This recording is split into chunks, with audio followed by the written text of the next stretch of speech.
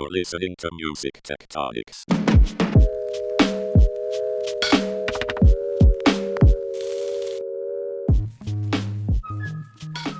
Welcome back to Music Tectonics, where we go beneath the surface of music and tech. I'm your host, Dmitri. I'm also the founder and CEO of Rock, Paper, Scissors, the marketing and PR firm that specializes in music innovation. And this week, we go deep, but it starts with a Post-it. Our guest, Dot Bustelo, who was formerly with the Apple Logic Pro team. She founded Loupe Art, a company that did digital art and music streaming that she sold, found a Post-it, got a note from another innovator in music, and it became something that stuck with her. But we're really talking about the age of creative abundance. It's a blast. You're going to love the episode. We have a couple of announcements about Music Tectonics on this episode, and you're really going to enjoy hearing my conversation with Dot. But first, the news.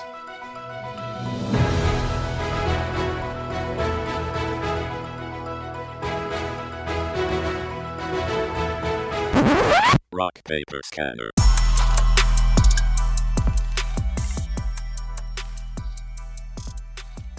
Hey everybody, and welcome to another exciting news roundup when we herd the cats of the media and discover what people are talking about when it comes to music, technology, and entertainment and all that fun stuff. Today with me is the fabulous Dmitri, the CEO of Rock, Paper, Scissors, and the reigning ruler of the Music Tectonics content multiverse. Hey Dmitri, how are you doing? Hey, Trisha. I always love jumping on here and talking about what we're looking at in the news. I'm sorry, but people may not be familiar with your full title. I hope I didn't embarrass you with that. Oh, yeah, I'm glad you clarified. Updating LinkedIn, click, click, click, click, click, click. So, Dmitri, when you're not updating LinkedIn, what has been on your mind this past week? Well, we had our Music Tectonics pre-conference online, and this week as I was looking at the news, I saw that Olivia Jones over at Media Research kind of echoed some of the things we heard from Mark Mulligan at our pre-conference. There's an article that's called Gen Z Social Habits Spell Trouble for Music Discovery, and this has to do with Media's new report, All Eyes, No Ears, Why Virality is Not Building Fandom. And it's about social media lacking when it comes to music discovery, particularly among younger consumers. And they're basically saying the discovery cycle is broken among young users and time is running out to fix it. Wow, that's not urgent at all. Yeah, there's some data in the blog post that probably could be augmented by more data from the actual report. But after hearing a new song they like on social media, consumers aged 16 to 24 are less likely than 25 to 34-year-olds to take all but one of the core actions within the music discovery funnel, including looking to see who a song is by, saving it on streaming, and becoming a fan. And then also of 16 to 24-year-olds who discovered new artists they loved in the past year, only 19% went on to listen to more music from that artist, 5% less than 25 to 34-year-olds.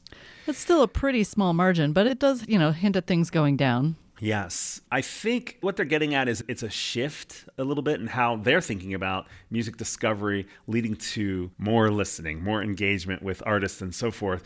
And interestingly, they start to talk a little bit about you kind of have to engage in fandom even at that moment of discovery, because if it's just a clip that somebody's going to Instagram or TikTok or something like that, and then that becomes the experience. It's like everyone's hanging out after school or at a party or whatever, and they're like playing little memes that have the clip.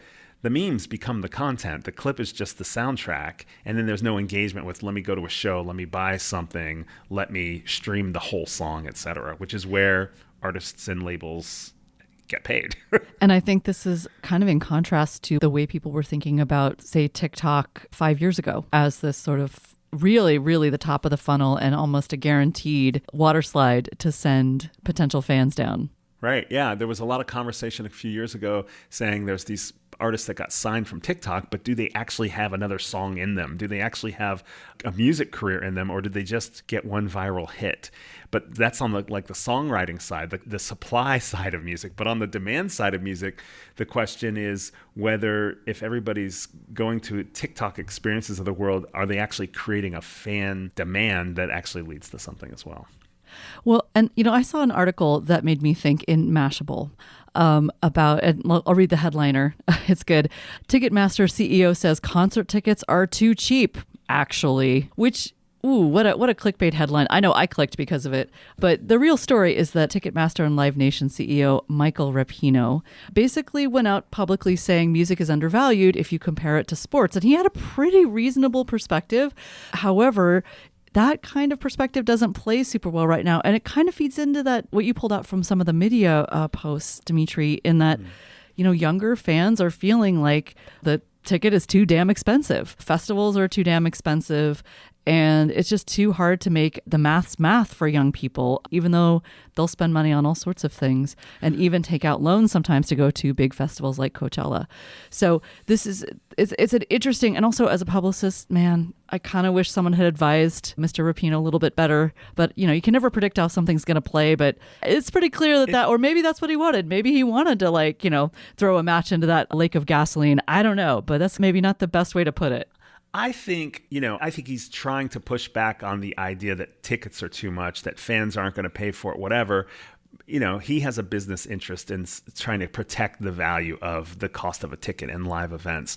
But there's definitely a little tone difference here. This is a little bit of how much does a gallon of milk cost? How do you scan this thing on a super, I understand he's making comments about people having a badge of honor spending $70,000 for a courtside seat with the Knicks or something like that. And then he can't charge $800 for Beyonce is what he's saying. So I get that there's a difference between sports and music. And I get that he wants to protect the value of tickets and live music. It is one of the biggest drivers of revenue generation in music is the live side.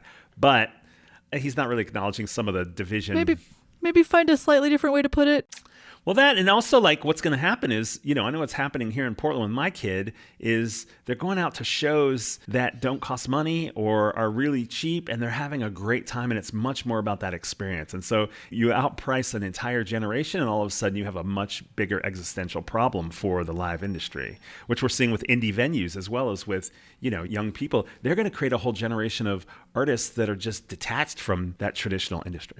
Yeah, that's a really interesting point. But that's not the only, we probably don't talk about live enough. And unfortunately, we do talk about AI a lot, and it feels like a hype cycle. But a couple things did come out in the news this week that I thought were pretty interesting. The Verge's Jess Weatherbed has an article, Record Labels Claim AI Generator Suno Illegally Ripped Their Songs from YouTube. The updated complaint alleges that Suno knowingly circumvented YouTube's protections against unauthorized copying, which, we've been watching these lawsuits kind of unfold one by one. And for those of us in the industry, it's a little bit like watching baseball or something to see what's the next move, what's the strategy. And this is the next move, is to identify where the scraping happened. And I think there's been some sort of we just don't know what's in that data set, right? So maybe that data set got put together by some crazy rogue who went and did something nutty. I don't know, who knows, man? We don't know what's in these mysterious, plastic bags that are tucked into our van or whatever. I didn't put that there. That's not mine. That's my friend's. Anyway, however, I think that the reason they're pursuing this particular thread, major labels, is because of a recent ruling in favor of Anthropic that they could use books and to train their models, and that would be fair use. But the big but is the judge said that you have to buy the books. So now AI companies are going and just buying sight unseen huge warehouses full of books to say, we have all the books. And I think that's why the labels are pointing in that direction in particular as a way to keep these legal, basically keep the legal pressure on Suno, Udio, etc., probably in hopes of getting them over a barrel so that they'll license or come up with some sort of deal like OpenAI's deals have been, or Anthropic's. That Anthropic piracy settlement case is interesting because it is a bar that AI companies have to now reach, which is we purchased it, which if this stuff was scraped from YouTube, clearly it wasn't purchased. Some of the stuff from YouTube might not be purchasable. It might only be available on YouTube. So that's a little different. But also, books cost way more than $1.25 or $2 per track. If you're downloading all the tracks that you've trained AI on, that's a lot less than what it costs to settle or to license, those tracks as well. So that fair use claim is probably going to continue to be fought against because it's owning it doesn't seem like enough to satisfy the record labels and the publishers. Yeah, especially if they're used to sort of ongoing royalties from their IP versus, you buy a book, you paid it once, and then if you resell it, there's no ongoing royalty that you get. Well, that, and then also if you think about buying a track, buying a recording and saying, okay, well, I've trained on that track, but you haven't licensed the use of the song. You can play the song, the recording, the master, but you haven't licensed the use of the publishing or the song for that matter to do anything else with it. So it's still, I think the publishers... Books, you have one copyright and it's pretty straightforward, but music, the double copyright plus all the other sort of asterisks and yes buts get complicated. Well, there in general is kind of an interesting reaction to generative AI music right now popping up everywhere. You pointed out, Dmitri, this article by Kristen Robinson, friend of the podcast, dare I say, at Billboard, who is doing an amazing job covering all the ins and outs of AI music and the music industry. And she points out that Spotify has tightened its AI policies, and Spotify is claiming that 75 million spammy, that's in scare quotes, tracks removed last year. That's a lot of tracks. So yeah, and Spotify is really tightening their, they have a pretty strict policy about what they'll accept from distributors, and it sounds like they're really tightening that to catch some AI, quote unquote, spam, some AI slop music. Well, and some of it is AI specific. The filter also, basically a user can flag things for common hacks like mass uploads, duplicates, SEO hacks, artificially short tracks, and other forms of slop. And so it's not just AI, it also, probably just increase the quality of if it goes as it's supposed to, increase the quality of the catalog overall, and can basically, maybe people are uploading stuff, but it's not, nobody finds it in any search, which is kind of interesting. Yeah. It's sort of buried. Interesting. And then this is tied to a story that Kristen has written about in the past, which is the spread of fraudulent or artificial streaming activity over a large number of tracks with the goal of siphoning music away from the royalty pools intended for real artists. So, there's been cases where AI becomes a very good use case for that fraud because you can put so much content out there, and instead of attracting a lot of attention around one fake track, and by fake I mean like deep fake or named incorrectly, in addition to an AI created one, you can kind of launder your royalties in a sense across many tracks that are AI created. Yeah, it's harder to detect that activity if you've got like 10,000 tracks. And one other thing I caught in here, which I haven't read about, Trista, you're a bit of a music industry geek, so maybe you already know this, but it says the newest addition to Spotify's AI-related policies is a new integration with DDEX, the Digital Data Exchange, which is the protocol that specifies the global standards for the music metadata as things are getting uploaded from distributors to Spotify, etc. If a track was written almost entirely by one person, but one specific instrument in the track was generated with AI, the person can then self-report that to Spotify and have that be displayed in its credits on Spotify or any other participating service using the DDEX standard. And it also works for songwriting, production, vocal, mixing, or mastering credits. So it's kind of interesting. She goes on to say it won't force into a false binary where a song either has to be categorically AI or not AI at all, which is, I think, very forward thinking of DDEX to sort of like get a little more nuanced about how you're coding this stuff. Yeah, it's reflecting the reality of how people are making music. And I think that's DDExcellent. Well, we're hoping for all sorts of DDExcellent conversations at Music Tectonics coming up in just a few weeks. And, we have Tatiana Cirasano from Media Research who will be talking about some of the challenges of the future of streaming. Should we just be optimizing for revenue, or should we be revolutionizing and starting to build the next future that will capture not only millennials, but also Gen Z and continue to somehow grow and monetize the streaming market? Tristra, this was fun. Yes, this is absolutely fun. And if you like these kind of articles, you can go and sign up for Rock Paper Scanner, right, Dmitri? Absolutely. Get your scanned articles from Tristra and me in your inbox every Friday morning. All right. This has been a blast, Dmitri. Thanks so much. All right. Thanks, Tristra. Now for our feature interview.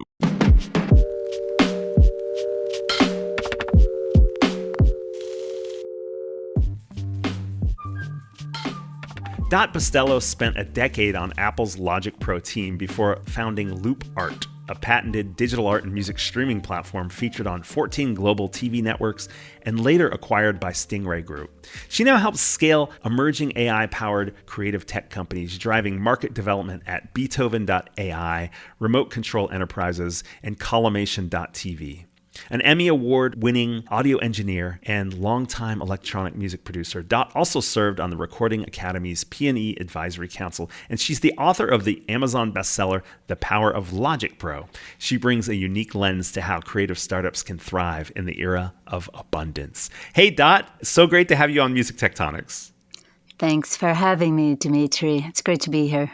So you recently spoke about the age of abundance at the Wallofornia Music Tech Summit in Liège, Belgium. What do you mean by the age of abundance? Sure. I'm going to take it back for a minute. In the summer of 2014, I gave a talk in Paris to PhD students enrolled in a digital economy program. And I titled that talk, Everyone is a DJ. This is back in 2014. And I spoke about the oversaturation of content creation, the need for better antennas and filters. I was concerned. Apple had introduced Apple Loops, these phenomenal royalty-free samples. We had Traktor, we had Serato, and suddenly everyone was a DJ.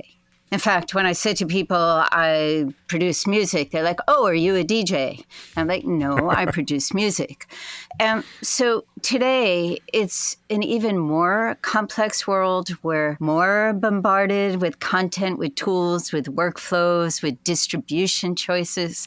Yet somehow I'm less conflicted. And I frame our conversation with more optimism that this is the age of creative abundance. And I divide the age into 3 chapters, in part for the sake of a 20, 30-minute conversation. Chapter 1, I take back those 20 years to when everyone did become a DJ and everyone could make a beat. Serato Scratch let you manipulate your digital files with a tactile feel inside your computer, and beat match, beat detection. GarageBand introduced that, came out in 2004 on the heels of the Akai MPC, the sampling revolution. And, the Apple Loops, I'm going to mention them again. They're license-free, they're royalty-free, they're phenomenal. Then I go to what I call chapter 2. All right. That whole everyone became a DJ, that was about a democratization of tools. Before I go to chapter 2, I do want to pause on, you remember Rihanna's Umbrella? Mm-hmm. Yeah, sure. Okay. Sold 6 million copies. I think you know what I'm going to say about Rihanna's Umbrella, don't you? Let's see what you say. You're going to tell me it's Apple Loops. Okay, it is I will tell you, it was one of the best-selling singles of all time. The entire drum track of Umbrella is one Apple Loop. Vintage King, Vintage Funk Kid 03. Entire drum track. Wow. It's on YouTube. So was that cheating? Or the highest form of creativity that those producers were digging through the crates of Apple Loops and found the beat for Umbrella? It's a rhetorical question, but you're willing to answer. You're free to answer. So then chapter 2 is what I refer to in the age of creative abundance as the creator economy. And this is a big deal. This emerged with the rise of social media and streaming, making it easier to not only create, but distribute and monetize on your own terms. And YouTube coined that term of the creator in 2011, noting that anyone can make and distribute content. You don't have to be a celebrity. And the creator and the creator economy came to be associated with some really important concepts: empowerment, direct connection with your fans, community building, independence, diversity of content, and direct monetization. And that chapter of the creator economy is still highly relevant. Mm-hmm. I know we're going to talk about that. Well, we might get to talking about that more later. Is that clear what I'm talking about? Yeah, absolutely. So let me see if can totally participate and earn. And then I'll get to chapter 3. Yeah, let me crystallize for myself. Sure. So in a way, the DJ kind of side of it was sort of like everybody could start to play music in a way because they started to do it in a way. There were tools that gave access where they didn't necessarily need to go through the traditional path to becoming a musician, That's right. but they were engaged in getting music out there, playing music, etc. But now you're talking about these other tools that came along at the same time that allowed for sharing and distribution and listening that created more access. So first, it's on the creation side, in a sense, with DJs having a fast forward button to be able to put something out. And then you have producers, right? Yeah, certainly with the samples and the loops and the beats that you were just talking about as well. Yeah. And then you have this new element that is like, okay, now that we've got the creation component of it coming together in a new way of abundance, you're also having the distribution, the marketing, the streaming also now has abundance as well. That's right. And it's a shift in mindset with this creator economy that those creating and DJing and any kind of creative content, maybe they're a comedian, that they matter and they can participate financially. Right. It's almost like it goes hand in hand with like an independence as well. It's sort of like you're freeing somebody up that doesn't. Sure, there's things that traditional team members in music can do, record labels and marketing people and publishers and all these team members. But there's also a sense of sort of like you can do some of that stuff yourself more. You certainly can. There is direct monetization. It's not as easy as it looks or sounds, but yes, there are these new paths to direct monetization with the creator economy. Yeah, cool. So let's get to chapter 3. You get one guess, but I'll just say it. AI. Okay, this is chapter 3 in the age of abundance. The floodgates to infinite creativity, not just in the music realm, but across all of the creative industries. It's extremely, extremely powerful. I like to think of it as the age of creative abundance. There's a lot of fear, there's a lot of concerns, but fundamentally, the power to create across any creative medium has been deeply accelerated with AI. So it's almost like the first part with the DJ was allowing people to engage in music, but in a way now AI is saying, oh, there's lots of new building blocks you can use to get you to create all kinds of content. At that time when everyone could become a DJ and everyone could make a beat by drag and dropping in an Apple loop, that was happening already with software tools across all of the creative disciplines as well. In photography with Photoshop, et cetera, with iMovie, you can make a movie. So it's been happening with software tools, making it easier and easier to create. That started, I'm marking it at 20 years ago. It's a deeper progression that goes back before that. Good point. But what's happening with AI is it's certainly with Gen AI, it's accelerating those capabilities. Right. Yeah. So say more about why that's a chapter of itself. Whew. There are tremendous legal and business considerations at play with the capabilities of Gen AI that could fill the rest of our conversation. But the capabilities of Gen AI are tremendous. They're just so cool. What you can instantly create with Midjourney, with AI film tools. And they still take a skill and a practice to take it to something materially fresh, but the capabilities are widening for all of us to create through AI tools. Yeah. So the DJ era that you're using as a name for chapter 1 was really like optimizing for creation through drag and drop, through samples, etc. That's right. The creator chapter was then tools for amplification and monetization beyond that, and creating like a pathway to where this could actually be a livelihood, a career, a business model. And then AI is almost like going back to the creation side the way we have in chapter 1, but in a way that's far beyond drag and drop or sample. It's like it feels like creating from Obviously, you're not creating from scratch, but it feels like you can create anything. You're not as limited to the boxes that you've been given.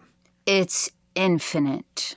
It's infinite possibilities. Yeah. And too soon to say when and what the next wave is going to be, and whether it's in 5, 10, 15 years, that it's going to be even more or at least as transformative as AI. But this is certainly the chapter that we're in of this ongoing era of creative abundance.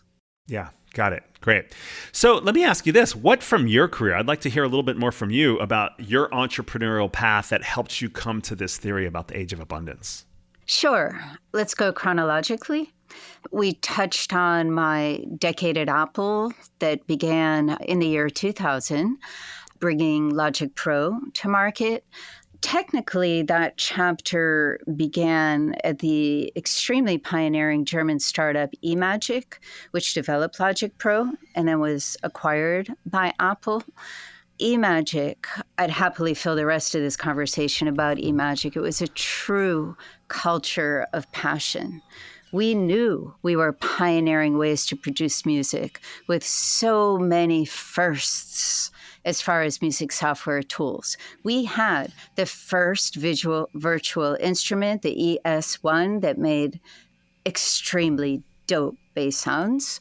We had the first digital sampler, the EXS24, and overall, we had an entire recording studio on your laptop, which liberated musicians to create anywhere. In fact, some of our first professional musicians were touring musicians because they just needed their laptop and that little blue dongle. I'm sure you remember that. You didn't need the Pro Tools and box. You didn't need an external hardware. So we had an entire studio on your laptop. And this was even before Apple purchased the company. Then, of course, can I add one more about what was so famous about Logic at that time, besides how complicated it was to use? Yeah, of course. Our quantization capabilities were well known. Logic could make that machine groove like a human, no matter how messy your performance. You could quantize that feel to be as funky as Bootsy Collins. So then Apple acquired our company, and Logic was inserted into the Apple culture of excellence, where we could accelerate a product roadmap and turn that intimidating Logic Pro interface into a more accessible user interface.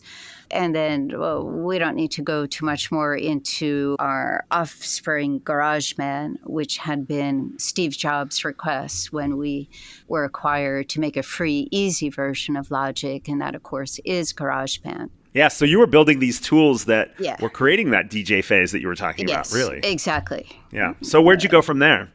So after that chapter, I brought to market Loupe, which was born from a very simple idea.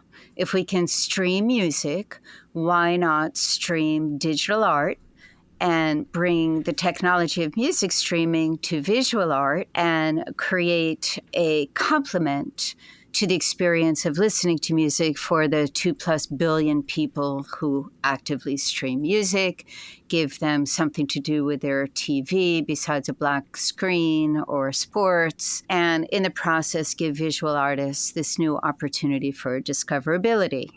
So we built a streaming platform with visual art playlists by mood, vibe, color, holiday. And on some of our TV platforms, the music was directly synced. We patented the technology, streamed on, as you mentioned, 14 TV platforms. We reached #1 lifestyle app on Apple TV in 79 countries before selling the company in 2024. So what I'll say about the journey of Loupe is that I borrowed from the abundance that I saw in another creative industry, the one that I knew well of the music industry, and borrowed the technology.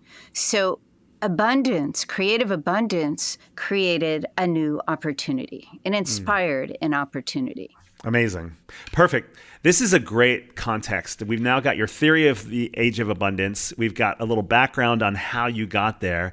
And we have to take a quick break. But when we come back, let's start applying this to startups. I'm really curious to hear what advice you have there. We'll be right back. Why should your startup attend the Music Tectonics Conference? First, the networking. This conference is designed with time, space, and atmosphere to help you truly connect. We're talking real conversations, not rushed introductions. Second, getting business done. Every year, startups meet new partners, clients, and even investors. With built-in breaks and casual hangouts, Music Tectonics gives you the space to build relationships outside of panels and keynotes. And third, leveling up. The third day of the conference is all about startups. Programming and networking are designed specifically to help you move to the next phase of your business. Whether you're raising, scaling, or launching something bold, Music Tectonics is where innovation meets opportunity. Now back to the show. Okay, we're back, Dot, and I love the picture that you painted for the Age of Abundance as well as your background and how it got you there. In this context of the Age of Abundance, what advice would you give to a startup that's building for creators? I'm going to say think first, second, and always about the creator economy and its cultural meaning. Think about the value proposition of your service, of your platform for creators. The value as in the financial value proposition. Creators are culturally important, the heroes of culture, and make sure whatever tools, service, product you have in mind is thinking first, second, and always about the creators. And by all means, have an artist advisory board, whether it's formal or informal, with a thoughtful choice of artists whose opinions, ears, eyes will bring value to the critical stages of your business roadmap. And their validation is essential. How they're processing what you're bringing to market is very important. It matters. Yeah, it makes a lot of sense. How do you think startup founders should be thinking in a moment where AI creators are building startup competitors in mere hours? That's another piece of this, right? The abundance doesn't just happen for artists and creators. It also happens for startup founders too. And what do founders need to do to succeed in that context when people are building potential competitor startups with vibe coding or other tools that get them there faster? Well, my answer is possibly going to be disappointing, but hopefully reassuring. And please disagree, interrupt me if you do. How should startup founders be thinking about how to succeed in this context? The same principles of success that mattered before the reign of AI. And if it would be okay, I'm going to share a little personal piece of history. Absolutely. When I was getting ready to found Loupe, we're talking about 2015, I reached out to a former Apple executive that I had met once when I was demoing Logic Pro at an AM show. His name is Sina Tamadun. And I always remember how honored I was when he acknowledged my demoing at NAMM and thanked me. So I'm like, you know what? I'm going to reach out and see what advice he has for me starting this company. And the insights that he gave me at that time in 2015, I put on a Post-it. They fit on a Post-it, what he said. Very concise with his words. And I left that Post-it on my laptop for an entire year as a reminder of principles. And it was 4 pieces of advice in this order. Your content. Make sure your content is of the highest quality. Number 2, make it easy to use. Number 3, your business model. Number 4, remain loyal to your idea. Now, let's talk about his first one for just a minute when he said the importance of your content, and that was the first thing he said. You know the phrase, content is king? Yeah. Absolutely. You know where it came from? I do not. In 1996, Bill Gates wrote an essay titled Content is King. He was looking at the looming internet, and he predicted that what was going to be the most important driver of value and revenue was going to be relevant, engaging content. And of course, he's worth $3.6 trillion. I appreciate his words. To make it easy to use, duh, that's obvious. So if it is so obvious, why are there so many poor, messy user interfaces? So it is worth saying again. And that sure could sum up Apple's success with that mission and vision. As far as the business model, prioritizing revenue daily, cannot say that enough to founders. Product is fun. Speaking at events is fun. But what are you doing daily? How many hours are you spending in your day focusing on the revenue, the fuel, the oxygen of your company? How much time are you spending studying the models for media and entertainment services, for apps and platforms, really thinking through, we're going to have a subscription model. We're going to have advertising. How much are you thinking through how that's going to translate and be effective for your new whatever it is? All of these options are very, very difficult.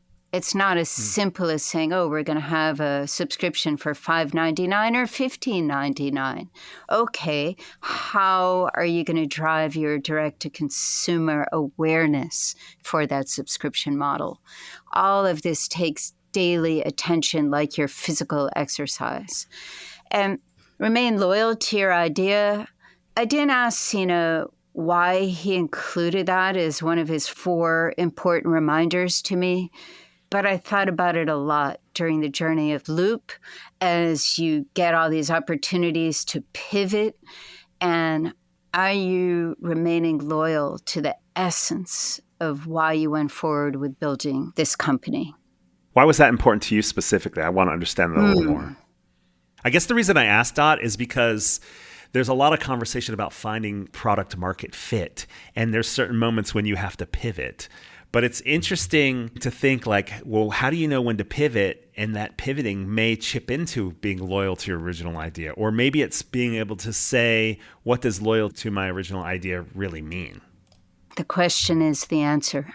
Oh, I love that. That is a personal and an individual consideration that will keep you up at night, balancing, remaining loyal to your why, and recognizing the complexity of the evolution of scaling your business. And in some ways, some things do get easier over time because you sort of get a feel for the complexity of key employees coming and going and no longer being key employees, of investors having this and that feedback for you. Some of that you sort of get the hang of how to navigate that. And a lot of it doesn't. It gets more and more complex. It can get more and more fun when you start seeing the reward of your product really being on the market and the response from people loving it. But these are complex personal conversations of how much you want to stay loyal to your original idea. But you can choose not to, but be aware of that original why for yourself, because you will be working such long hours on what you've built. And I personally add 2 other pillars of success, though there are so many pillars of success to think about how to be successful in this age of creative abundance. I spoke about one, and that is looking at market adjacencies. We're talking to a primarily music-focused audience, but look around. Look at the film industry. Look at the design. Look at the fashion industry. Look at culture itself. Look at game development and borrow where you can. Be inspired where you can from themes, breakthroughs that you see. Obviously, that was at the core of what I was able to do with Loupe. And with that, remaining loyal to your idea, sort of a sidestep from that is just developing resilience. And I say that with the utmost of intention. Resilience was a principle of the Stoics 2,000 years ago, and there's been in Rome and Greece, and there's been a big resurgence in this philosophy of resilience in the face of obstacles and setbacks and personal setbacks. And Marcus Aurelius spoke about what stands in the way becomes the way. And when you really embrace that sense of just responding to the daily obstacles and then the really big obstacles, that's how you can succeed as a startup. Wow, I love your broad philosophical view and how you bring it right into where music and tech startups are, but also bring it back to the human experience and the existential questions that tap into it. It's amazing, Dot. We have to take one more quick break, and I love this widening out. I actually want to widen out and find out from you about what opportunities you see emerging in the music landscape. We'll be right back. Music Tectonics has locked in some amazing programming for this year's conference, and I'm here to give you a sneak peek. Day 2 will be filled with insightful panels, including dealing with an existential crisis as a startup, what everyone should know about new frontiers, music, gaming, AI, and beyond, building your label tech stack, the investor panel, empowering music artists in the age of artificial intelligence, and the big deal, M&A in music tech. That's just a short preview of what we've been working on. Head over to musictectonics.com/schedule to check out the full programming agenda and see what thought leaders will be speaking at this year's conference. Now back to the show. Okay, this has been amazing, Dot. I really feel like you went deeper and further than I was expecting a podcast conversation to go so quickly. When you look at the music landscape, I want to get a little more specific. What opportunities do you see for new businesses? Sure. AI is creating new markets and new opportunities faster than it's taking away jobs. So the more you can look around, listen to your audiobooks, be around other industries, and stay current with everything that's happening, the more you can borrow from and contribute to. I haven't given up on the immersive industry. There's going to be some interesting smart glass announcements in the next year or two. Love the whole mission of immersive tech in engaging with us as XR, engaging with us as spatial beings, and that we certainly hear sound from behind us, above us, all around us, our peripheral, just like our peripheral vision. And immersive tech, like AR glasses, like going to the Sphere in Vegas, that is really communicating with us as spatial beings. So I'm just parking, pay attention to immersive. It's an interesting space. But when we look at the impact of AI, when I say look outside the music industry for indications to understand and stay aware of, there's, lots of buzzwords. Some will stick, some won't. The agentic web. There is going to be a evolution of this chapter of the internet itself.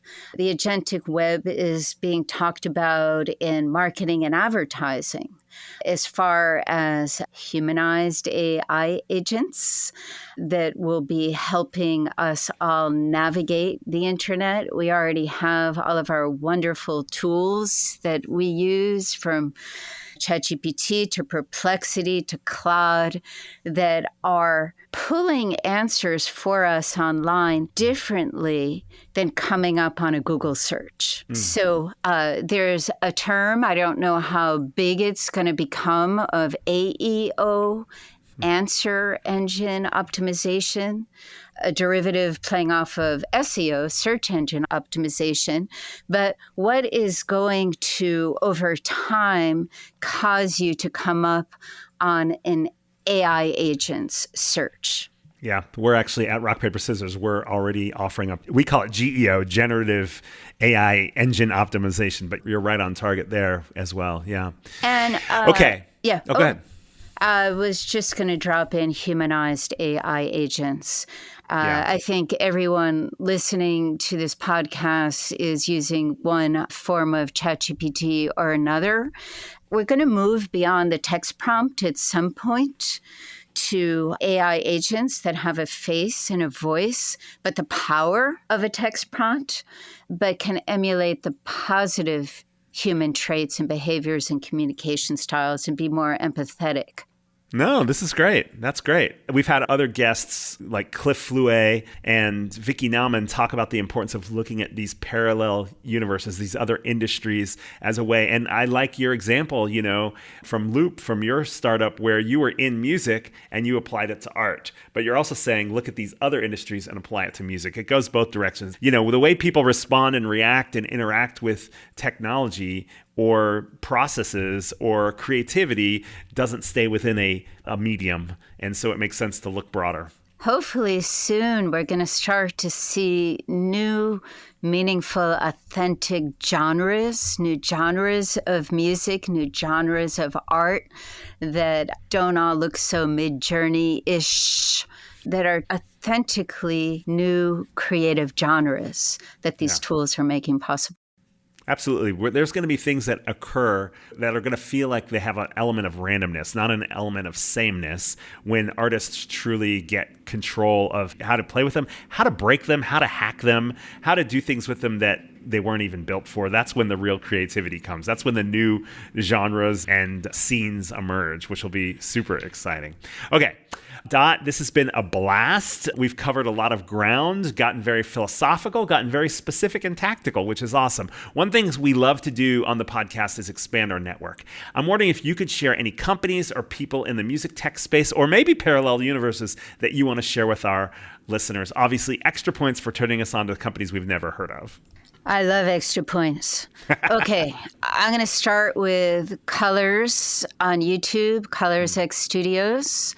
Are you familiar with this YouTube channel with 9 million subscribers? Yeah. Tell us more. Absolutely phenomenal. It's these, I'm not going to call them music videos. The artist is performing against a single color background, up close and personal. And it's the cleanest, minimal, raw format that just lets the performance shine. And it's just so well done and such a cool way to discover new music artists. It's from Berlin. Colors. Do I get the gold star for that one? Or are you already familiar? Yeah, we'll give you a gold star for that one for sure. Okay, thanks. We got to go to some cool AI tools. Are you familiar with Datamind Audio? They have a plugin Combobulator. Yep. Okay, all right, no gold star for them, but that's okay. Definitely cool. Another AI tool that a buddy who's an engineer at Tyler Perry's studio swears by, it's speeding up his workflow 30 to 40% to clean up dialogue. Maybe we'll try it on this podcast. Ascentize, DX Revive, and Chameleon, and Hush Audio. Okay, you definitely get stars for those. I don't know those. Ooh-hoo. So what's the company called? Well, it's two companies. One is Ascentize, Accentize, and another one is Hush Audio. Hush Audio. They're both doing that dialogue cleanup? They're both doing dialogue cleanup. You can tune how much room sound you want. You can match reverbs, effects. can connect you with the engineer who swears by them. And if I may give a plug for a favorite, very pioneering AI tool, Beethoven AI. These are a suite of AI music tools that are ethically trained, fully licensed training data from musicians. And outside of the Gen AI tools, we have a whole bunch of tools for labels and publishers and rights holders to generate instantaneously the metadata to help you search and manage your catalogs. The team is exceptional and a big fan of the company, and it's an honor to be supporting them. Yes, and you can hear Mansour, the founder of Beethoven, on last week's episode of Music Tectonics. Tristan Newyer-Yeager interviewed him, so if you missed that episode, go back and you can hear about that. Dot, I understand you're advising on that one. We're doing PR on that one as well, so it's all in the family here, but definitely check out Beethoven. Dot, this has been great. Dot Bustelo, thank you for sharing your thoughts on the age of creative abundance and advice startups can take from that and where things are going, opportunities that are coming up. It's been a blast talking to you. Likewise. Thank you so much for having me, Dmitri. I really appreciate it. Thanks for listening to Music Tectonics. If you like what you hear, please subscribe on your favorite podcast app. We have new episodes for you every week. Did you know we do free monthly online events that you, our lovely podcast listeners, can join? Find out more at musictectonics.com. And while you're there, look for the latest about our annual conference and sign up for our newsletter to get updates. Everything we do explores the seismic shifts that shake up music and technology, the way the Earth's tectonic plates cause quakes and make mountains. Connect with Music Tectonics on Twitter, Instagram, and LinkedIn. That's my favorite platform. Connect with me, Dmitri Vitsa, if you can spell it. We'll be back again next week, if not sooner.